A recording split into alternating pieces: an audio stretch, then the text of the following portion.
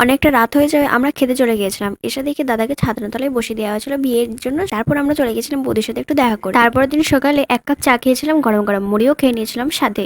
তারপর এখানে সবাই মিলে মুড়ি খেতে ব্যস্ত। আর তারপর আমি স্নান করে রেডি হয়ে গেছিলাম, বউ আসছে, বউ আনতে যাবো এগিয়ে। বাপরে যা রোদ দিয়েছিল, তো সেই জন্য একটা ছাতা নিয়ে নিয়েছিলাম। আর দিদিকে দেখো পুরো নায়িকা লাগছে।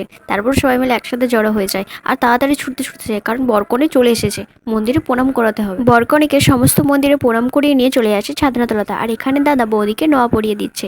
আর এখানে সমস্ত কিছু নিয়ম কমপ্লিট হয়ে যাওয়ার পর, এই নিয়মটা কি ছিল আমি জানি না, কিন্তু এটা খুব মজার ছিল। ছাদনাতলার নিয়ম কমপ্লিট হতে না হতে কিছু দাদা চলে গিয়েছিল ভাড়ার ঘরে দরজা বন্ধ করতে। ফাইনালি ওদেরকে ঢুকতে দেওয়া হয়। আর আমার তো খুব খিদে পেয়েছিল, সেই জন্য চলে গেছিলাম আমি খেতে। যেহেতু বউ ভাত আজকে, তো সেই জন্য সবাই বসে পড়েছিল খেতে। আর বৌদি রেডি হয়ে চলে আসা পায়েসের বালতি নিয়ে সবাইকে পায়েস দেওয়ার জন্য।